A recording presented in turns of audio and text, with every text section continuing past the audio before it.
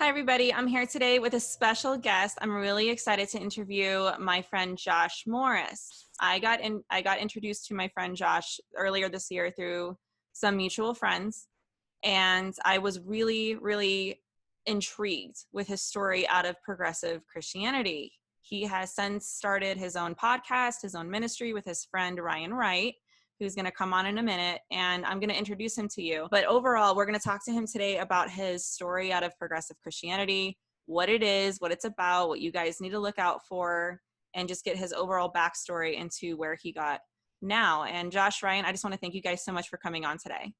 Yeah, thanks for having us. Yeah, for sure. We're excited.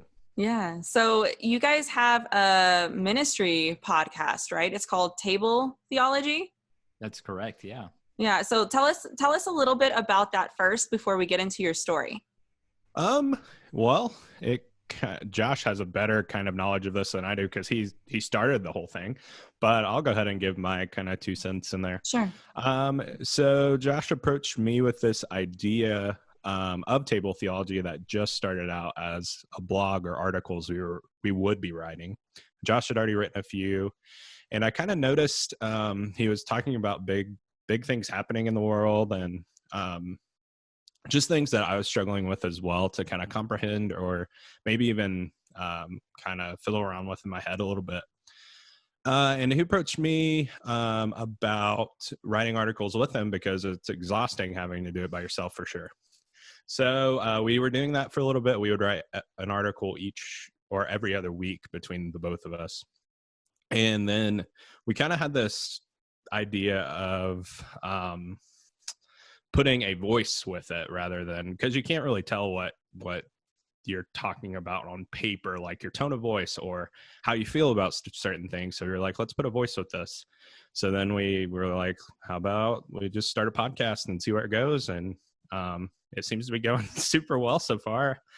We've had a few guests on, and I'll let Josh tell a little bit more about what his heart was behind that. So, yeah. So, Table Theology was started out of this idea of bringing different views together and having a critical kind of dialogue about the Christian faith, because I grew up progressive. Well, I didn't grow up progressive. I actually grew up very fundamentalist, and ended up becoming a progressive, and then just really finding out through a bunch of different books and just a bunch of different podcasts and through my Bible that I was greatly mistaken. And so I actually came back to a more classical view of Christianity. But I realized that Christians really don't know how to talk to progressives. Like, we don't understand. And it's normally because we don't put a face with them. We don't actually see people in our day-to-day that are dealing with progressive Christianity, or at least we don't know that they are going through that struggle. So, for instance, in my story, my sister came out and it put a face to homosexual, like to the LGBTQ community, because it used to just be this idea that there were gay people out there that needed Christ, but they were just messed up and warped. And then my sister comes out and it's like, oh no, this is a human being. These people are humans that need love and that need a voice, and they're in just a real passionate way to bring each other together, because it's easy to get on Facebook or Instagram and yell at each other through posts, but when it's actually at your table, and when you have family members that are conservative Christians, and then you have my sister who's very liberal and has some different ideas about Christianity as well, you have to learn how to navigate those conversations and be genuine and authentic. And because at the end of the day, I still love my sister, and learning how to bridge those gaps, and also like lovingly sharing my views and my ideas and how to do that with other people. And so Table Theology was kind of birthed out of that idea of bringing progressive Christians to our table, and with pushback, but also listening to their stories, because a lot of times their stories are riddled with abuses from, sadly, the classical church. And so learning how to kind of deal with that. That's really interesting. So in your ministry with what you guys do, you invite progressives to witness to them on your podcast? Yeah, we ask them a couple of core questions, and it's not really to witness to the person on the show per se, because most of the time, I forget who, I think it might be Greg Koukl or someone calls it rebounding witnessing, kind of like when you're talking to someone that you disagree with. Like William Wayne Craig is not going to probably convert Richard Dawkins, but through talking to Richard Dawkins, like William Wayne Craig can get a lot of people that are on the fence. And so our goal is to kind of talk to those people that are on the fence and dealing with these ideas. And then it's also to help Christians learn how to navigate those conversations, because with progressives, as soon as you start saying you're wrong or you start devaluing them, they're out. They don't want to listen. And that's when the yelling and the fighting starts. I love that you have that approach. That's very respectful. And like there's a line usually that, people don't want to toe that line or even get near it, but it seems like you guys, you're trying to kind of challenge that. And while doing that, you're helping other Christians basically learn how to witness to them, to navigate that. Now, speaking of that, so I posted on my social media questions that people wanted to ask you, and I will get to those at the end-ish of this interview, because they're great questions, and I'm not going to get through all of them, but I am going to compile the ones that I think that encompass a lot of other questions, just important ones. But I kind of want to get your backgrounds, both of you guys, because you have a history together. And Josh, you say that you came from, a progressive background. Just kind of start from the beginning and give us your story of how you got out, how you guys met, how you guys got intertwined, and all that. Sure. I'll start, since my story kind of is where we start. I grew up in a very conservative Christian household that was charismatic. So we grew up in the Pentecostal movement, which in the denomination, if you know of it, the Assemblies of God. And my dad was a Assemblies of God pastor. So we grew up in this very emotive kind of church. And I lived my life pretty much in that kind of emotive state where I always had these feelings and I felt good at the end of, worship and all that. But as solidifying my Christian faith, that wasn't really there.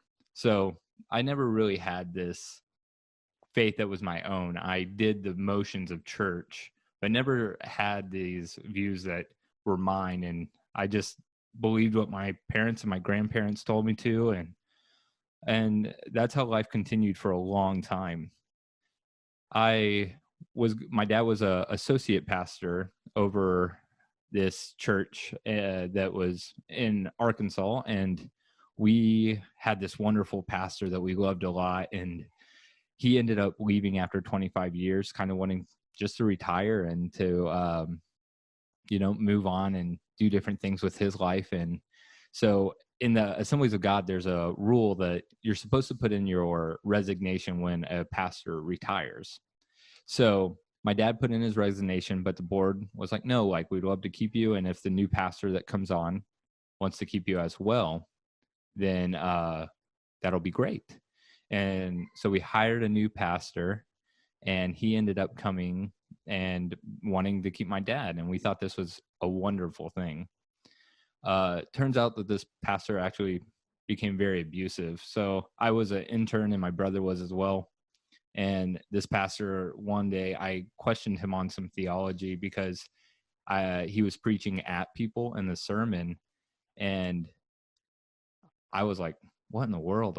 You're preaching at my friends. I was like, he would preach at people and get them to essentially leave. And so he was kind of picking and choosing who he wanted to be in his congregation. And so I questioned him one day on that, and he threw me up against the wall and he said, don't ever question what I do. And so when you do that to someone, you quit questioning a lot of things about the Bible. Wow. And yeah, it was nuts. And so he would also do other things. Like one day, me and my brother, he called us after school and asked us to wait for him at the church building until he got there. And he left us there all night. And then he came in the next morning and goes, "You can go to school now. Like, we were just making sure that you be loyal." And so me and my brother went to school like dog tired the next day, like just a hateful man. How old were you? I was 16. So, 16. and my brother was 17. So he would just do hateful things like that. And so I learned really quick and early on not to question things. So I did not get a good foundational like biblical literacy. And so I didn't know the Bible very well. I knew what was preached and I knew what my dad kind of talked about. And so that's kind of my upbringing in the church. And that started a lot of bitterness towards the church, as one would imagine. So after that, the pastor kept doing those kind of things, and it came eventually to the surface, as those things normally do. And so it came to the surface, and there was a huge church split, and my dad ended up losing his job. I remember getting death threats from people I thought were like good friends of ours. Like, well, I didn't get them. My dad got them, but like just saying hateful, terrible things about like my family. And it's like, well, these people are supposed to, like, we're brothers and sisters in Christ, or like we're supposed to love each other. And that didn't really come through. We had a few friends, but that would support us, but we ended up losing our job. My parents ended up losing their job, and my dad had no degree. He had literally worked himself up.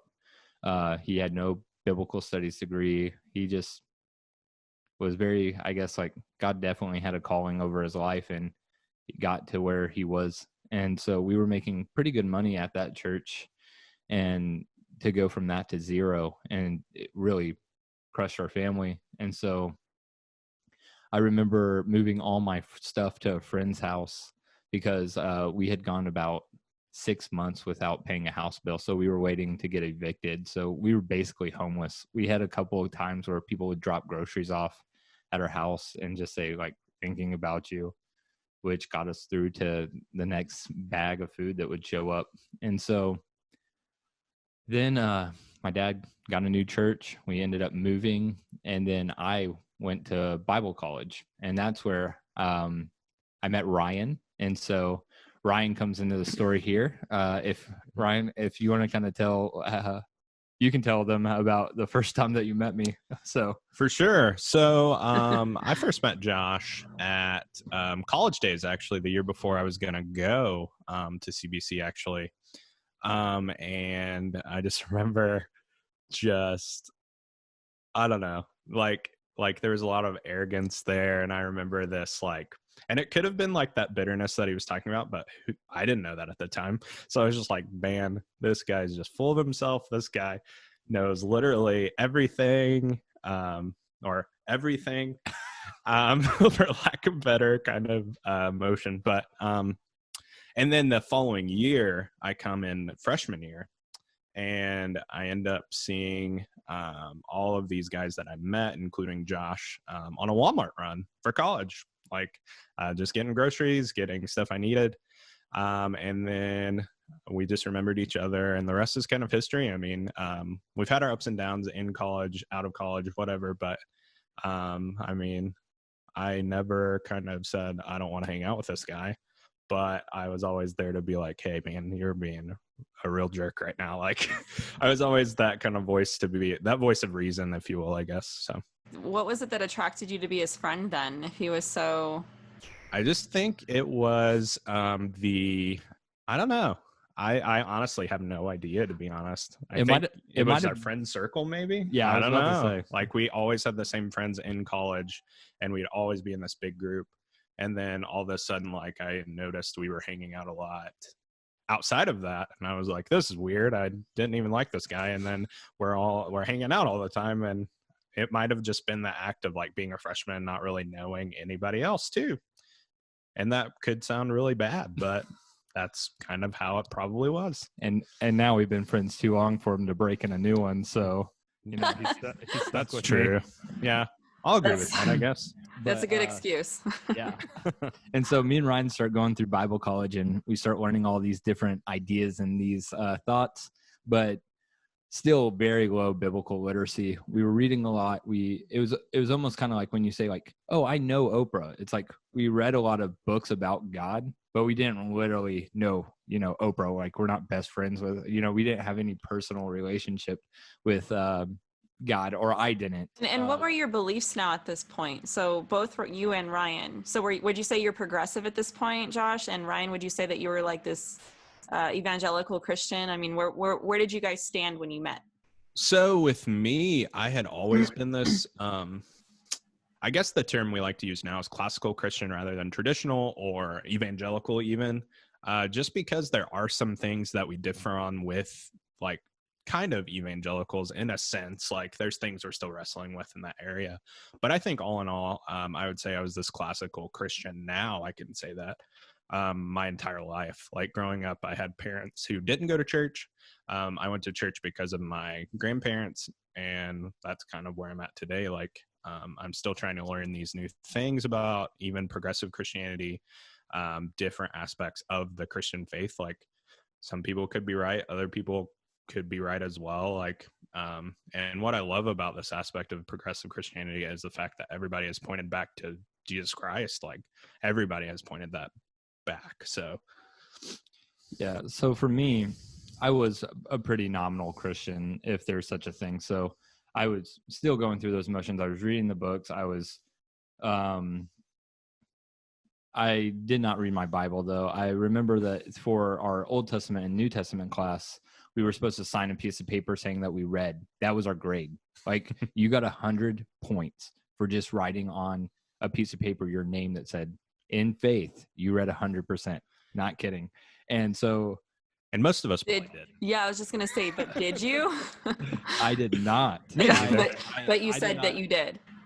And so no, I did not. I signed my name to that paper. Oh, I see. But I did not read 100%, as we all did. And you could put a percentage. So there were some people that felt a little more guilty and would maybe write like 75. I put 100, and I feel guilty towards that. I think I wrote 90 because I didn't want to go the full, but I was like, I read a little bit, so I'm gonna given that 10%, Yeah. So I was pretty nominal, and I had these aspirations, which is funny. I just saw your thing on mega churches. That's what I wanted to be. The mega church, mega mess. Yeah. Yeah. It's like, that's what I wanted to be, because that's where the money was. Yeah. And like, that's literally the only thing I was like, I'm going to be this mega church pastor. Like, to be honest, I was like Rob Bell, and I was reading all of his books. So, and towards my senior year, you were asking about kind of what kind of shifted towards progressive. So there it is. And actually, if you look real close, you can still see where it says fear God, kind of where the cover up is. He actually did the covering up himself. Yeah, that's not true. Yeah, I do it with Sharpie every day. So ended up going very into this, like where I spent quite a bit of money on my arm to cover up these old ideas. And then, like I said, my sister came out, and me and Ryan both had one of our close, like, inner circle friends at our Bible college. He came out and was questioning a lot of the Bible and didn't like Paul at all. Just wrote Paul off, like, and I was like, man, that's like the whole New Testament. So yeah, we're in some trouble there. And so we had a lot of questions, and I had a lot of questions. And so I began changing my theology to fit something that pleased me, and dealt with the fact that, you know, if my sister is living this lifestyle, that she would be welcomed into the kingdom of God, so that I didn't have to deal with hell. And so progressive Christianity was really out of emotive thinking, and a lot of times it is, and there's not a lot of evidence there. And so with my sister, and I was just too, and I think growing up a little bit in the Pentecostal movement where it is a lot of emotive feelings and like you get hyped up. I mean, we gave Hillsong, and I think Bethel is charismatic, but you know. Oh yeah, Bethel's very charismatic. Yeah, this emotive like feeling without any evidential facts or of what truth is and what the Bible says, and how I always say that we were basing this idea of love. I would say to you all the time, like, God is love. And so if he's love, then he loves my sister. But what I actually meant was love is God. And so I was saying what I love and my desires, that's God. And so I was my own sovereign. And it took multiple conversations with Ryan, he being very patient. And that's why I love having Ryan on our podcast, is because he's very compassionate and gracious. And he stuck out with me for a long time of just having terrible ideas and poor theology. And he lovingly talked me through those. And that's another thing with progressive Christianity. It's not a simple day fix. The best apologists in the world, you know, it takes a long relationship and actually being authentic and genuine with these people. Yeah. So yeah. I remember this part of your story. Now, with as all these stories go, there's usually an exit story. Yes. And I found it very, very interesting, the catalyst that God used to get you out of progressive Christianity. Can you share a little bit more about that? For sure. So there's a guy named Greg Koukl who does just a guy, no big deal. No big deal. I have a feeling that a lot of your listeners probably know him very well. Yeah, I talk about Greg often. I think that Greg is just one of the finest human beings. I think he's a great resource. I think that he's changed.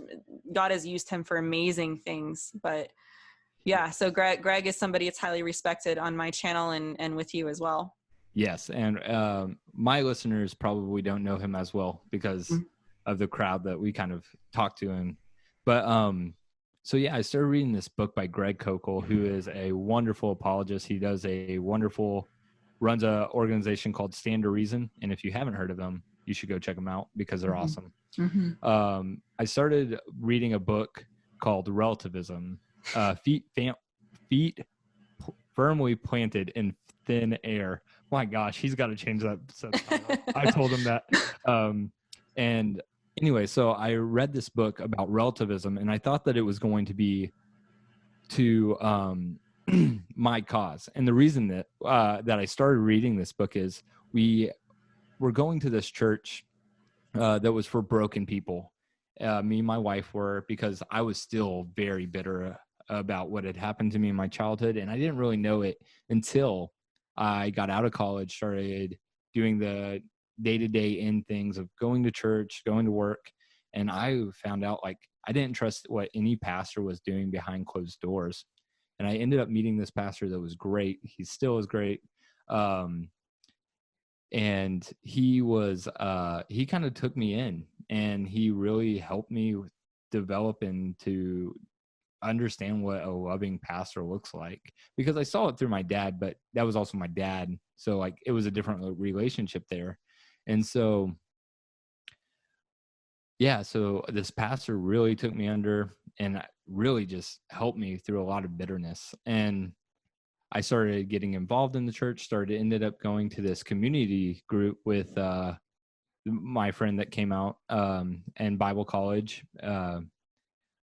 But he hadn't told us that he was gay yet. So we were kind of all in this community group, and we were throwing out these ideas, talking about different theologies, and we practiced something called Lectio Divina, which is where you look at one Bible passage, like a scripture, so like one line, and you just roll it over in your head and think of all the meanings, which is a terrible way to do a Bible study, because just a side note there. Just a side note, you will end up in some weird places. And so, and Greg Koukl actually on his podcast says, never read a Bible verse. Yeah. Read the whole couple chapters because there's context. And so, yeah, so I picked up this book because my friend Jake, when we started listening to like the liturgist as a community group, and our pastor didn't really know this was going on because it was elders that were running our group, and we found out that they had a sibling that was also gay, and so they were dealing with all these issues, and so we started listening to the liturgist as a part of our community group. And one day, our friend who came out was like, you know what? I've never felt so solid, like my foundation so firm, but it feels like I'm floating in midair. And I was like, oh my gosh, man, that's awesome. That's just profound. Yeah. I was like, man, that is gold. That is Josh's theme with his progressive journey. That's profound. Everything's profound. But here's the thing with progressive Christianity. That's their hook, line, and sinker, is that there's this deeper knowledge, this like profoundness. And to be honest, like there is a lot there. They normally ascribe to an idea called Christian mysticism, where God is so great and so big and just all knowing and all powerful that there's such a mystery about him that we'll never be able to know. And that's how they debunk some of the Bible. And so I thought that I was in that. And so I was like, yeah, that's profound. Like that's, you kind of call those statements like divine statements and the progressive. Yeah. So I was like, you were a super spiritual Christian. I was woke. It's true. So I remember these conversations we would have after, like, we didn't go to the same church. Like I went to that church for a little bit, but we never like ever, as being best friends, never went to the same church, which I thought was a little weird at one point. But now I'm like, you needed to go through this in order to get back to where you were. So I remember these conversations like it was yesterday for sure. He says this comment, and so I said, you know what? There's no way he thought of that. I was like, he had to get that from like a book or like from Richard Rohr. And so I was like, I'm going to go find that book and I'm read it. And I'm going to be better than him. And then Greg Koukle's book came up, and it was Relativism, Feet Firmly Planted in Mid-Air. Nailed it. You got it. And so I began reading that, and it basically just took the feet out from under me. But I was not willing to let it do that quite yet. And so I started reading. Greg also has another book called Tactics, and it's how to have Christian conversations. Like basically it's the rules of logic, just very easy and obtainable for anyone to read. If you haven't read Tactics, it'll change your life. Yeah, I've had him on his second edition that came out. I actually had him on the channel to talk about, and I promote Tactics a lot. It's been a while since we've talked about it, but yeah, here's your every few months reminder: go buy this book and read it. It's a great book. Tactics. It is amazing. Yeah, and I actually read it with the intention that Greg starts out the book with saying, don't use it for this. He says, don't use it as a manipulation tool or like to trap people. I actually read it to get my conservative parents and my brother, and I was going to team up with my sister at Thanksgiving. And so we were going to get them with this like liberal agenda. Like they were going to confess that liberalism was the way, and that progressive Christianity was true. And which is funny because we would say like in progressive circles, you know, it's like, oh, like that's true for you, but not like for me. But really, we do want to push our truth and our agendas on people. And so, yeah, so I ended up reading that and Tactics, and through a process of reading that, I found out that I had no evidential facts for the reason I believed, and I found out that like the character that I built up around God was just myself, and it wasn't God. And so I found now that's profound. That's profound. Yes. And so, and so I found out I was my own sovereign, and I realized that I couldn't deal with anything. The weight of the world, like, felt like it was on my shoulders, and there was nothing I could do. I couldn't fix suffering or evil. I couldn't help my sister. I couldn't. And I finally turned my life around. And we were talking last night on a podcast, on an interview that we just finished. And I remember saying that I didn't ever pray for Jesus to come into my heart. Like, I just made this turn and started believing in faith that Jesus was the only way and that he was exclusively the only way. And I started following the idea of Jesus, and started reading more on who the character of God was. And that's when I started following Christ, to be honest. It was not until I was like 22 and out of Bible college. So if you go to Bible college, it can't save you, like that knowledge can't save you. And so, yeah. And then now I'm here doing this podcast, trying to help friends, still having conversations with, we actually met up not too long ago, me and Ryan did, with our friends, which this is new to you, Melissa, because at the time I told you, like, my friends had not talked to me. And yeah. So like when we first met, I was telling you me and my friends had never talked since then. All my friends that came out and became very progressive. Yeah. And so I reached out to them, and they actually, like, we met and we talked, and it was really good. And now we're just kind of working through life. My friend that came out in Bible college, actually, he's like, I don't believe in God anymore. And I said, well, that's kind of consistent and bad, but it is, yeah. And he was like, yeah, he's like, it's consistent with like what the Bible teaches. And I was like, well, at least like we're at a good starting point where you do think that the Bible teaches that. So yeah, and that's what we really want to bring with this podcast, is an open, honest discussion around our table, just like we did when we were, most of us, that is, growing up, kind of having family dinner around a table. That's where you can be kind of intimate and say, hey, how was your day? Your ups and downs, your highs and lows, all of that. So that's really my voice, and this podcast is kind of to kind of bring that back. Like, we want to have open, honest discussions. We don't want to shun anybody from what necessarily they're believing at the moment, but we want to have them answer questions in order to get the ball rolling a little bit.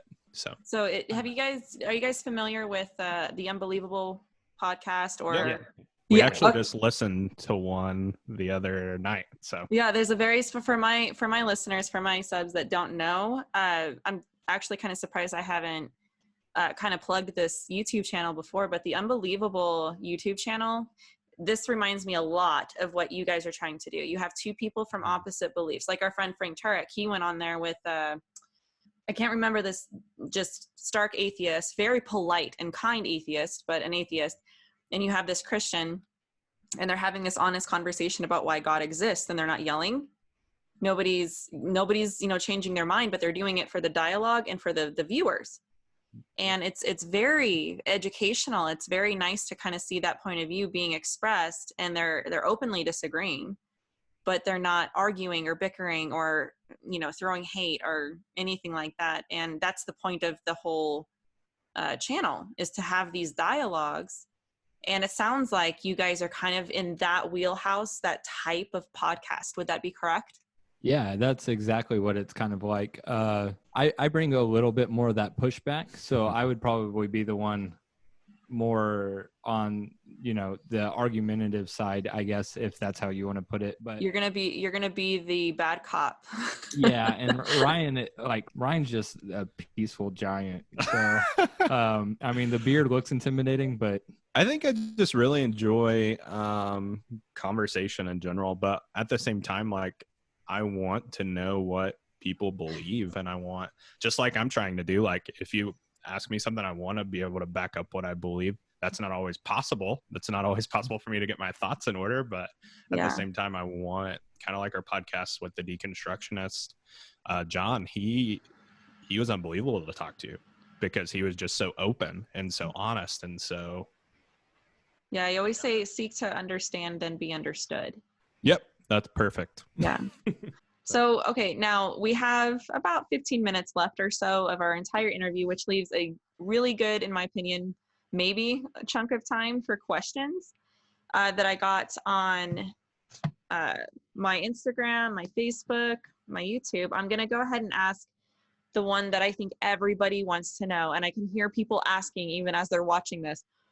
One of the biggest issues that people have is, what exactly is progressive Christianity? And I get asked this a lot coming out of the New Age. And if you were to describe, in the best way that you guys can describe, what exactly is progressive Christianity, how would you describe it? Yeah, I'll take that one. Yeah. It is that's a very good question, because it is so broad and it's very ambiguous at times, because it seeks to be so inclusive with everyone. It has a lot of critical theory kind of in it. Mm-hmm. So it's very relativistic.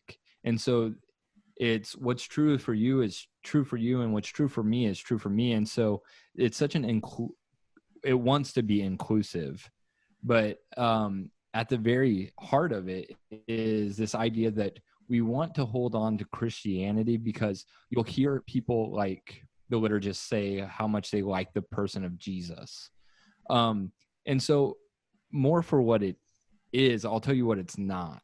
Okay. Because I think that's a little easier to do. Mm-hmm. You'll hear progressives talk a lot about the kingdom of God and about Jesus.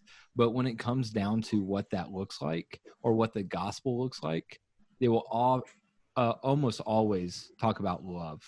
And that love, you have to be very careful, because there's a redefinition of words. It's almost like the Mormon church, because if you talk to like a LDS member, they use a lot of our languages. They use a lot of our scriptures. Do you know who Sandra Tanner is? I do not. Sandra Tanner. She's a kind of a well-known ex-Mormon, and she always says, if you find yourself agreeing with a Mormon, somebody hasn't defined their terms.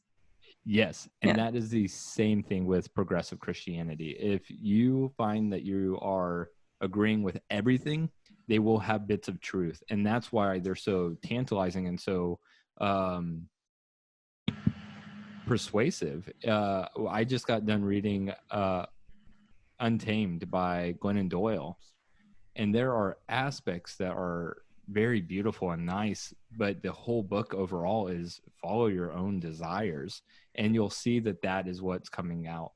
A lot of it's very socially injustice based as well, which I mean is fine as long as your social injustice like movements are following the gospel. Mm-hmm. But you should have those ideas of the gospel first, and what Jesus looked like, and what Jesus was doing for the poor or for the wealthy, or you should look through that lens of Christ very closely. But definitions are huge, and then what the Bible means to them. So we actually on our podcast have 5 questions. It's, what is Christianity? What is the Bible? What did Jesus die for? So kind of your atonement theory. What happens when you die? And then what is the gospel? Those 5 questions normally will peg a progressive Christian, because they will answer atonement theory as like a very loose Christus Victor. Yeah, there's a lot that it seems like, sorry to cut you off, but there's a lot to the atonement theories. There's a lot to what you do believe. Like there's different aspects of a progressive that they steal from this atonement theory, this atonement theory, this atonement theory. And then it becomes, I feel like there's going to be another atonement theory to pop up that has all of these kind of intertwined in it. So that's why we're trying to educate ourselves a little more on these, because that's a huge one in the progressive world. So in defining it, if sometimes it helps to name the leaders in this movement. Yes. So it's the top 3 names that people will know the most. If you were to say who they were, you mentioned Rob Bell. Yep. Rob Bell is a progressive Christian. I'll give you 3 in each category: academic, and then more like your lay kind of like everyday reading kind of person. Will that be easier? Oh yeah. Because I feel like you have these academics that are writing very scholar work, and then you have people like Glennon Doyle, who is writing very like approachable work. Mm-hmm. And so for me, Marcus Borg was a huge influence, and he is very intellectual. He's got a very high pedigree. So does Peter Enns.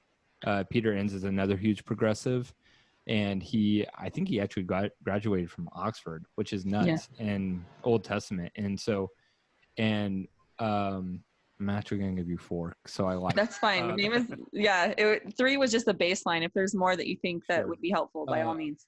I would be careful with like Bart Ehrman, even. Like, I know he's atheist, but he still, like, a lot of people will lean on him and his New Testament scholarship to debunk the Bible. And then Richard Rohr would be my final academic, and they call him like, if you're ever in a progressive circle, they'll call him like Papa Rohr, Father Rohr. I've heard that one, because he was a bishop. Wow. And so so he is very influential in this movement. And then your kind of more lay people are like Rob Bell's definitely in there, Jen Hatmaker, Rachel Hollis, those people that are actually huge in the Christian circles.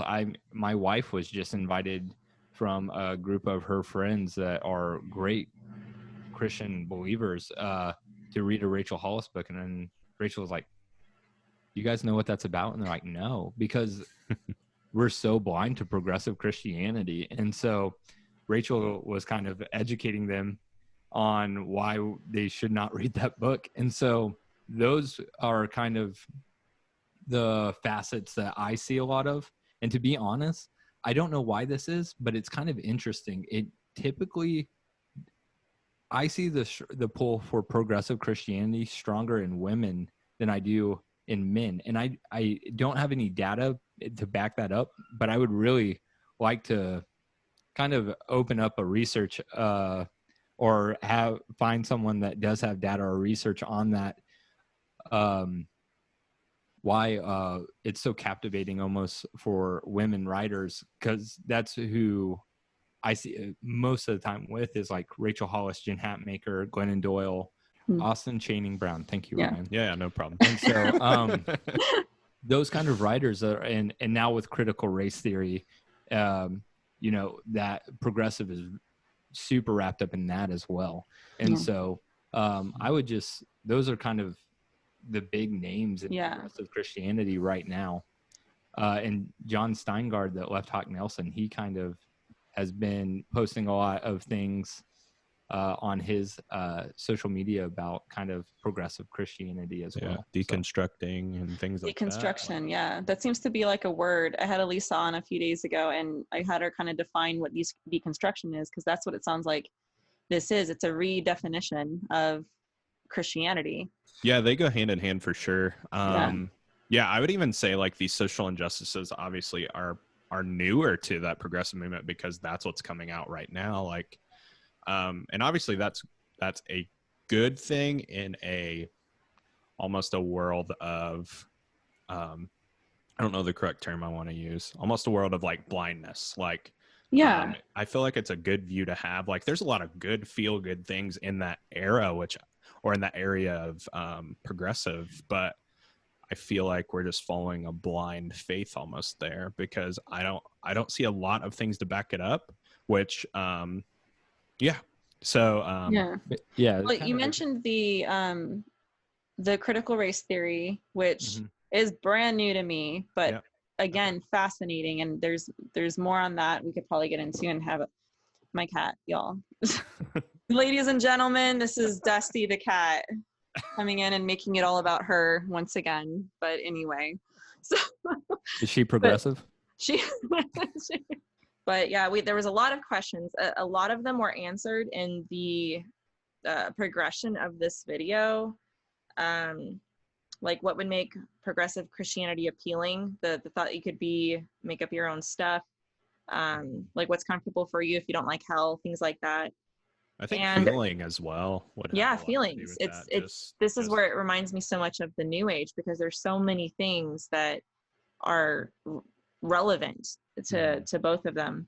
Yeah, the stuff that you deal with New Age Mm-hmm. and the progressive movement are also closely intertwined, which is very fascinating to me.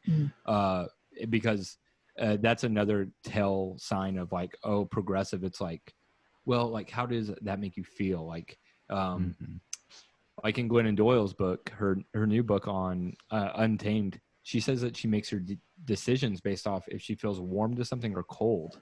And it's like, man, like that's a hard way to live life. Yeah. And so, but a lot of progressives will do that. It's based on a feeling or a gut reaction. And so watch that. I would watch that kind of language too. It's like they're all connected, because I say the same thing about the hypercharismatic community and New Age, is that your feelings rule supreme. Your experience, it's basically your experience. And so Sure. there's no grounded truth. There's no actual authority there to give you anything objectively to test what you're experiencing, if it's even real or not. And that is something that they all unanimously have in common. So there's so many parallels. And so people, like, especially my subs, my people that watch this, a lot of them are ex-New Agers. Some of them aren't. Some of them just want to learn, about Christianity. So it's really interesting, guys, to know the parallels. I know Elisa had her on. She mentioned the same thing, almost line for line, exactly the same thing you mentioned about that book. And Elisa's book is another good one to get. Well, we have time for one more question. We can make it brief. And Josh, you mentioned this. This is encompassed in your guys' whole ministry.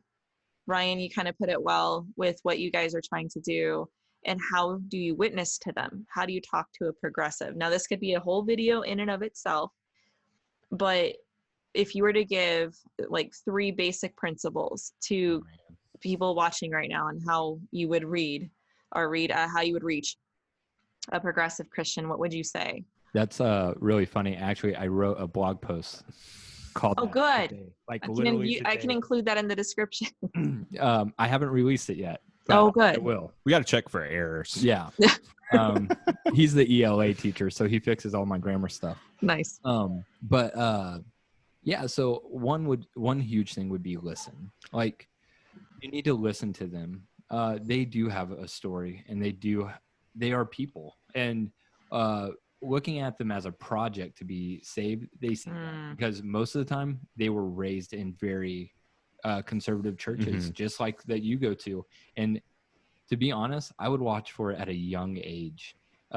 If you're someone in your church that has anything to do with young students, teach them basic biblical literacy. Teach them to love their Bible. But to help with witnessing to progressives, it's like, listen to them and hear their stories, because a lot of them come from very abusive situations. We had a couple on 2 weeks ago called Your Favorite Heretic. It was a great talk. Yeah, I'll have to listen to that. We can add some of your podcasts in the description as well for everybody to check out. For sure. I would also say, don't say witnessing. You know Okay. what I mean? Like don't open the conversation with like I know a lot of this seems kind of like I don't know, like little kiddish, but don't call it like, I would never say I'm about to witness to, or I would never say like go into it with the mindset of I'm going to witness to this person, because I grew up in the evangelical world, and I know how it works, and I know what we think, and I know how, that's why I love this calling ourselves classical, because I know what this evangelical kind of brings in this issue with like, let me tell you what the truth is, because I know it all. Like that would be my number 2 point as well. Like, just go in with a discussion mindset, because that will be a lot more approachable, and it will also get the wheel spinning a lot more. Even us, like we have a lot of people, like my wheel's still spinning in my head, like trying to figure out this, because I like a lot of the things that are being said over here, but I also know kind of my foundational roots as well. So, and the definitions are different, but with what Ryan just said, that was kind of my second, is ask genuine questions. So don't, if you read the tactics book, That's a really good place to start. Mm-hmm. But like, don't look at it as I did with my parents of like, I'm going to get you and I'm going to trap you. And so, but definitely ask genuine questions that are real, that actually mean something. And not just drilling them, but out of meaning. Yes. Yeah. And out of actual concern for their well-being. Like, and I think that's Ryan's point, is that actually have care and concern. Like, if this is someone that you just met off the street, they're probably not, build that relationship. Yeah. When that leads me to the third point in my blog is building relationships. Ryan, I'm grateful for Ryan. I probably would not be here today without Ryan coming alongside of me, listening to my terrible ideas and understanding that came from deep rooted hurt, and then loving me slowly through that. I think it's really cool that you guys have teamed up and you're doing this together. And yeah, before we end though, I here's the tactics book. I will put a link to this in the description. And I wish that Greg had his book. Relativism is out of print, ironically, isn't it? It's oh man, they're no longer printing anymore. I think there's some used ones on Amazon. I think you can get it on Kindle. If I can find something, I'll put a link there, because that's the book that was very pivotal in you realizing your grievous mistake in progressive Christianity. So is there a place where people can contact you? You take messages, questions, things like that? Oh yeah. So we're on Instagram at table_theology. That's how you can find us. I'm sure you can find us by typing in Table Theology. Yeah. Facebook as well. And then we have a website called tabletheology.com where we release articles weekly. And then we also do a podcast weekly, and that's anywhere you get your podcast, Table Theology. Yeah, you can find our email on our website as well, info@tabletheology.com. Awesome. I'm so glad you guys took the time to come on with me and talk with me about this. This has been a lot of fun. I appreciate it. I know we couldn't get to every single question that people asked, but they have you as a resource. They have your podcast. They have your blog.